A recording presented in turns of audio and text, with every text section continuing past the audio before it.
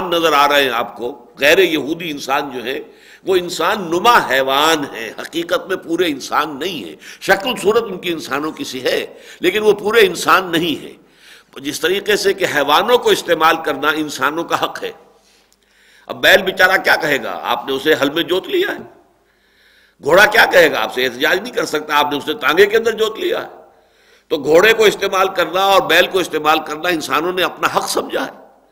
بالکل اسی طریقے سے یہ غیر یہودی انسانوں کو استعمال کرنا یہ یہودیوں کا حق ہے، جس طرح چاہیں استعمال کریں۔ تو جینٹائلز اور گورمز کے بارے میں یہ فلسفہ ہے جو تالمود کے اندر وجود میں آیا ہے، اور یہی در حقیقت اب ان کا ضابطۂ حیات ہے، ان کا قانون ہے، ان کی سوچ ساری اسی کے گرد گھومتی ہے۔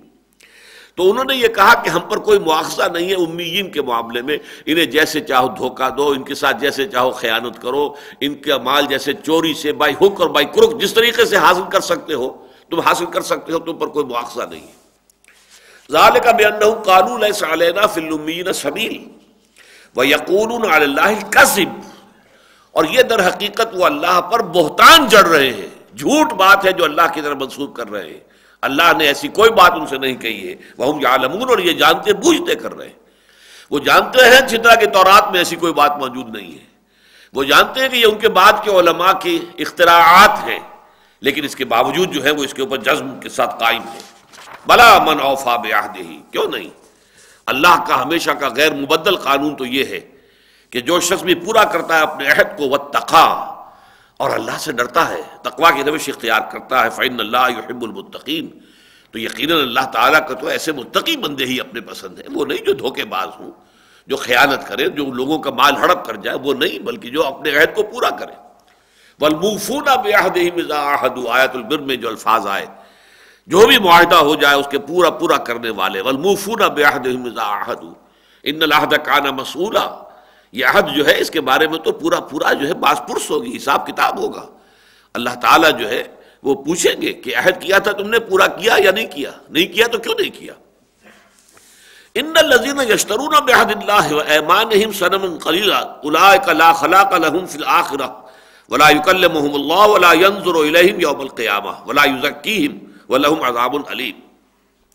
یقیناً وہ لوگ کہ جو اللہ کے عہد کو فروخت کرتے ہیں حقیر سی قیمت کے عوض، یا لفظی ترجمہ ہوگا جو خرید لیتے ہیں اللہ کے عہد کے عوض بڑی حقیر سی قیمت۔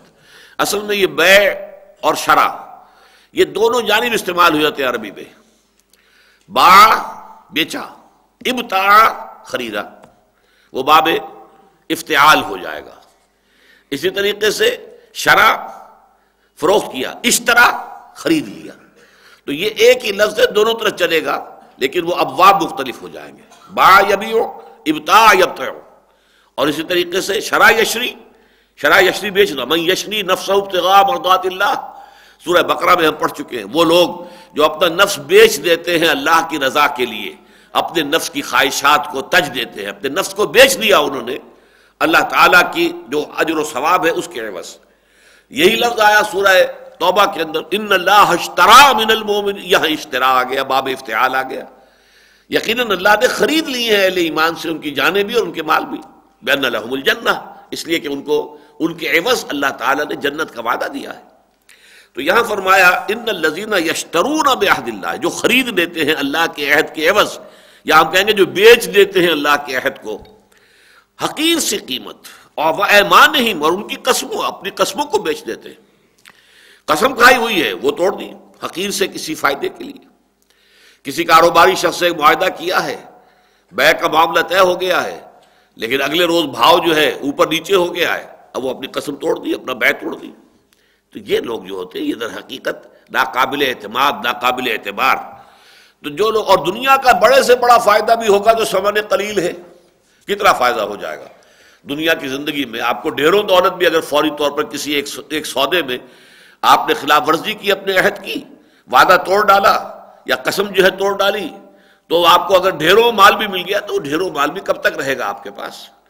یہ تو دنیا ہی متاع قلیل ثم مأواہم جہنم وبئس المہاد، یہ بڑا ہی قلیل سا ایک زمانہ ہے استعمال کا ہے، اس کے علاوہ تو تمہارے پاس کچھ بھی نہیں۔ ان الذین یشترون بعہد اللہ وایمانہم ثمنا قلیلا یقیناً وہ لوگ کہ جو بیچتے ہیں اپنے اللہ کے عہد کو. اب عہد اللہ جو ہے یہاں آیا ہے یہ بڑے زومانیان انداز میں آیا ہے. ایک تو یہ کہ ہر عہد جس پر اللہ کو گواہ بنا لیا جائے وہ گویا کہ اللہ کے ساتھ ہو گیا, اللہ بھی اس میں ایک فریق کی حیثیت سے شامل ہو گیا. ٹرائی پارٹائٹ ایگریمنٹ جیسے میں کہا کرتا ہوں, جیسے کہ سورہ فتح میں آیا ہے ان الذین یبایعونک انما یبایعون اللہ ید اللہ فوق ایدیہم. اے نبی جو لوگ آپ سے بیعت کر رہے ہیں وہ اصل میں اللہ سے بیعت کر رہے ہیں. ایک تو آپ کا دست مبارک ہے, ایک بیعت کرنے والے کا ہاتھ ہے, ایک تیسرا ہاتھ اور بھی ہے, ید اللہ فوق ایدیہم, اللہ کا ہاتھ ان کے ہاتھوں کے اوپر ہے, وہ غیر مرئی نظر نہیں آ رہا ہے. لیکن یہ ٹرائی پارٹائٹ ایگریمنٹ ہے کہ بیع کا معاملہ ہے بندے اور اللہ کے درمیان, لیکن بیعت کی جا رہی ہے درمیان میں محمد الرسول اللہ صلی اللہ علیہ وسلم سے. میں اپنی جان اور مال اللہ کے ہاتھ فروخت کر چکا ہوں, لیکن اب یہ مال میں کہاں خرچ کروں اے نبی آپ بتائیں گے, وہاں خرچ کر دوں گا. لہذا یہ گویا کہ ایک تین فریقوں کے مابین معاہدہ ہے. اسی طرح جس معاہدے پر اللہ کو گواہ بنا لیا, کہیں اللہ کی قسم کھا لی, اللہ کی قسم کھا لی تو گویا کہ آپ کے اس معاہدے کے اندر اللہ شریک ہو گیا فریق کی حیثیت سے, ہی از اے وٹنس, وہ گواہ ہے, تو گویا کہ یہ اللہ کے ساتھ کیا ہوا معاہدہ ہے. اور دوسرا یہ کہ اس میں اشارہ وہ بھی ہو رہا ہے کہ جن لوگوں کے اندر یہ پاس عہد نہیں ہے, حقیقت میں وہ اللہ کے ساتھ جو عہد کر کے آئے تھے عہد الست, اصل میں اس کو توڑنے والے ہیں. ينقضون عهد الله من بعد ميثاقه ويقطعون ما امر الله به ان يوصل ويفسدون في الارض. یہ آپ کو معلوم ہے سورہ بقرہ کے تیسرے رکوع میں الفاظ آئے ہیں, جو اللہ سے عہد کر کے آئے تھے الست بربکم قالوا بلا, در حقیقت جو اس کو توڑے گا پھر ظاہر بات ہے جو اللہ کے عہد کو توڑ دے, تو پھر وہ انسانوں کے ساتھ چھوٹے چھوٹے معاہدوں کو توڑنے میں اسے کیا باک ہوگی, وہ تو ہر وقت تیار رہے گا ذرا سا فائدہ دیکھے, کوئی حقیر سے منفعت نظر آئے اور عہد توڑ دے گا. ان الذین یشترون بعہد اللہ وایمانہم ثمنا قلیلا اولئک لا خلاق لهم فی الآخرہ. اب یہاں الفاظ بڑے سخت آ رہے ہیں اور یہ اصل میں بہت مشابہ ہے سورہ بقرہ کے 19ویں رکوع میں جو آئے ہیں. اس میں بھی جو بات کہی گئی ہے کہ جن لوگوں کو ہم نے کتاب دی تھی بجائے اس کے کہ وہ حق کی گواہی دیں انہوں نے اس کو چھپایا ہے.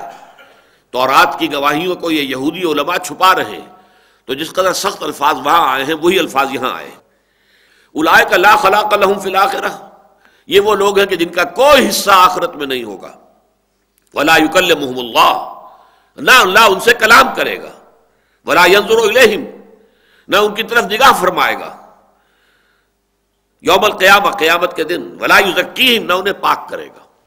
یعنی اللہ اپنے گناہ گار بندوں کے گناہ معاف کر دے گا, ان کو پاک بھی کرے گا, ان کی خطائیں جو ہیں ان سے درگزر بھی فرمائے گا. لیکن یہ لوگ گویا کہ اللہ تعالیٰ کی تمام عنایت سے, اللہ تعالیٰ کے اس فضل و کرم سے گویا کہ اپنے آپ کو بالکلیہ محروم کر چکے ہوں گے. وَلَهُمْ عَذَابٌ عَلِيمٌ, جب ان تمام اللہ تعالیٰ کی نعمتوں سے اور فضل سے محروم ہو جائیں گے تو ایک ہی شے رہ گئی ہے, وہ کیا ہے, وہ ہے ان کے لیے دردناک عذاب ہوگا. وَلَهُمْ عَذَابٌ عَلِيمٌ, ان کے لیے ہوگا بہت دردناک عذاب. المناک, علم ہم اردو میں بھی بولتے ہیں رنج اور غم, رنج و علم, تو اسی سے علیم بہت زیادہ غم دینے والا, بہت زیادہ رنج دینے والا, المناک عذاب. وَإِنَّ مِنْهُمْ لَفَرِيقًا يَلْوُونَ أَلْسِنَتَهُمْ بِالْكِتَابِ لِتَحْسَبُوهُ مِنَ الْكِتَابِ وَمَا هُوَ مِنَ الْكِتَابِ. اب یہ چیزیں وہ ہے کہ جو اس سے پہلے سورہ بقرہ میں بہت تفصیل سے آ چکی ہیں. یہود کی علماء کی عادت تھی کہ ذرا سا کچھ پڑھتے ہوئے زبان کو ذرا ٹیڑھا کیا, گول کیا اور مفہوم کچھ کر دیا. راعنا راعینا, راعنا کیا تھا کہ ذرا ہماری رعایت فرمائیے, ذرا ہماری طرف بھی متوجہ ہو جائیے. محفل کے اندر جو میر محفل ہے, فرض کیجئے کہ وہ صرف کسی ایک طرف ہی توجہ دے رہا ہے, مجلس میں دوسرے لوگ بھی بیٹھے ہیں, تو وہ درخواست کرتے ہیں راعنا, ذرا آپ ہماری بھی مراعات کیجئے, ہماری بھی رعایت فرمائیے, ہماری طرف بھی توجہ فرمائیے, التفات فرمائیے. انہوں نے, یہ مجلسی لفظ تھا عرب معاشرے کا, انہوں نے راعینا کہنا شروع کر دیا, اے ہمارے چرواہے. اب اگر کسی نے پکڑا کیا کہہ رہے ہو, جی میں نے تو راعینا کہا تھا, یہ اب آپ کا پتہ نہیں, آپ کے اپنے دماغ کا کوئی خلل ہے کہ آپ نے راعینا سمجھ لیا. تو اس کے لیے قرآن مجید میں سورہ بقرہ میں آیت آ چکی ہے کہ اے مسلمانوں تم یہ لفظ ہی چھوڑ دو, جس لفظ کو انہوں نے فساد کی بنیاد بنا لیا ہے.